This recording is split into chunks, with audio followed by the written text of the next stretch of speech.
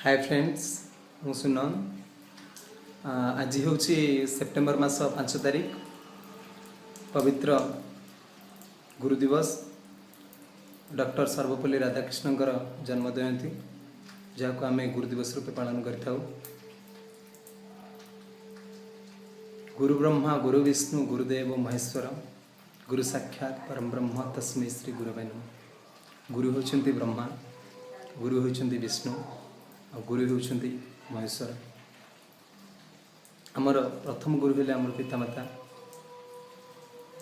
जहाँ आम आज ये दुनियार आलोक देखुचे। गु शब्दर अर्थ होची अज्ञान, रु शब्दर अर्थ होची अंधकार। ये अज्ञान रूपक अंधकार को दूर करी जी ज्ञान रूपक आलोक दे थांती, सी होचंती आम गुरु। अज्ञान तिमिरांधस्य ज्ञानंजना शलाकया चक्षुर्मीलितं येन तस्मै श्री गुरवे नमः।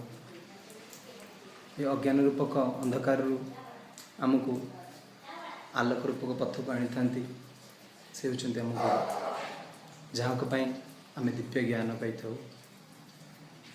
आजिकार गुरु दिवस रे मोर समस्त सांग मानक अनुरोध कि गुरु को यथोचित सम्मान दियंतु। यह मोर समस्त सांग मानक अनुरोध और यह मोर एकांत काम्य। धन्यवाद।